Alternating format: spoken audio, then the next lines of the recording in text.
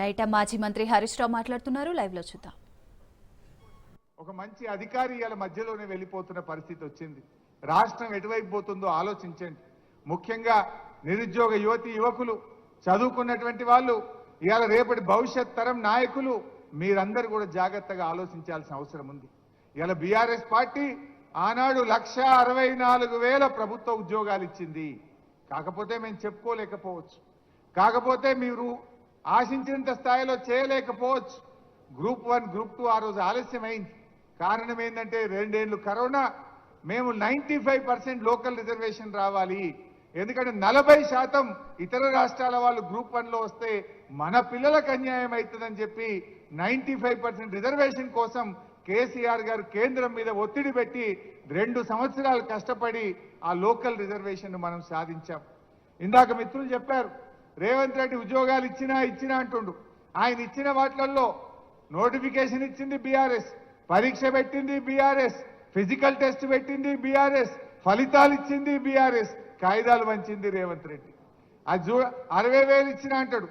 SI constable ఉద్యోగాలు BRS ప్రభుత్వమే అన్ని పరీక్షలు నిర్వహించిన 15,400 ఉద్యోగాలు బీఆర్ఎస్ నోటిఫికేషన్ ఇచ్చింది. 9,000 గురుకుల ఉద్యోగాలు బీఆర్ఎస్ నోటిఫికేషన్ ఇచ్చింది. 8,000 గ్రూప్ 4 ఉద్యోగాలు బీఆర్ఎస్ నోటిఫికేషన్ ఇచ్చింది. అదేవిధంగా హెల్త్ డిపార్ట్మెంట్లో స్టాఫ్ నర్సులు, పారామెడికల్ సిబ్బంది 7,000 ఉద్యోగాలు బీఆర్ఎస్ ఇచ్చింది. జేఎల్ 1,300 బీఆర్ఎస్ ప్రభుత్వం ఇచ్చింది. 6,000 డిఎస్సి ఉద్యోగాలు బీఆర్ఎస్ ప్రభుత్వం ఇచ్చింది. ఇవన్నీ బీఆర్ఎస్ ప్రభుత్వమే నోటిఫికేషన్లు ఇస్తే వాటికి కాయిదాలు పంచి నేను ఉద్యోగాలు ఇచ్చిన అంటాడు. అచ్చంగా కాంగ్రెస్ నోటిఫికేషన్ ఇచ్చి కాంగ్రెసే ఉద్యోగాలు ఇచ్చింది. కేవలం డిఎస్సిలో 5,000 ఉద్యోగాలు మాత్రమే. దానికి 60,000 70,000 ఇచ్చినామని ఇవాళ అబద్ధాలు చెప్తూ గోబల్స్ ప్రచారం చేస్తూ ఉన్నారు. నిజాలు ఎప్పటికైనా నిజాలే ఉంటాయి. ఎంతకాలం మోసం చేయలేవు, ఒకసారి చేయగలుగుతావు. ఇవాళ నీ నిజ స్వరూపం బయటపడ్డది. రేవంత్ రెడ్డి ఇప్పటికైనా మేలుకో. నిరుద్యోగ యువతి యువకులకు ఇచ్చిన హామీ ప్రకారంగా వెంటనే 2 లక్షల ప్రభుత్వ ఉద్యోగాలను భర్తీ చేయాలని ఈ వేదిక నుంచి మీ అందరి పక్షాన డిమాండ్ చేస్తా ఉన్నాం. తమ్ముళ్ళకి మేము ఇచ్చే హామీ ఒకటే, తప్పకుండా అసెంబ్లీలో రేవంత్ రెడ్డి ప్రభుత్వాన్ని ప్రశ్నిస్తాం. మొన్న అడిగాం, అసెంబ్లీ పెట్టవే అంటే ఒక్కటే నాడు ఆదివారం పెట్టిండు పోయిండు. ఒక్కటే రోజు పెట్టారు ఎవడన్నా అసెంబ్లీ? ఒకటే నాడు పొద్దున పెట్టిండు, సాయంత్రం బంద్. అది కూడా కాళేశ్వరం కమిషన్ అని ఏదో తిట్టాలి, బురద జల్లాలి, పోవాలి. ప్రజా సమస్యల మీద మాట్లాడమయ్యా, అసెంబ్లీ పెట్టవయ్యా రేవంత్ రెడ్డి అంటే ఒక్కటే నాడు ఆదివారం పెట్టిండు. అంటే ఎంత భయపడుతుండు, అసెంబ్లీ పెట్టడానికి కూడా భయపడుతున్నాడు. తప్పకుండా కాంగ్రెస్ మీద ఒత్తిడి పెంచుతాం.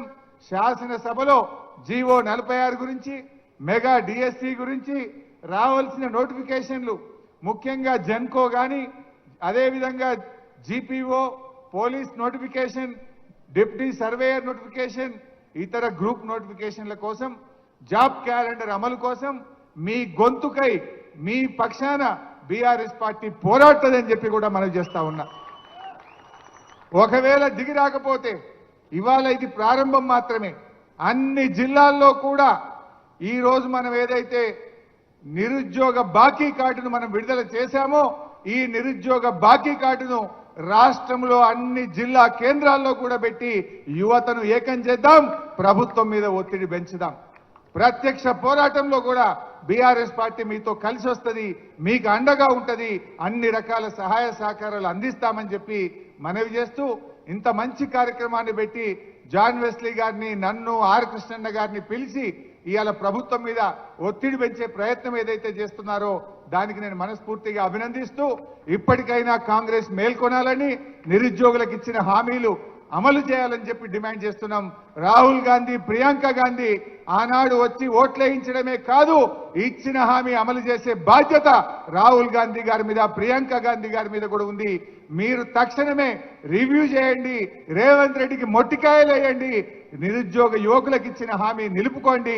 లేదంటే ఇంకా 20 ఏళ్ల దాకా మళ్ళా కాంగ్రెస్ మాటే ఉండదు తెలంగాణలో బిడ్డ, జాగ్రత్త అని చెప్పి హెచ్చరిస్తూ, జై తెలంగాణ.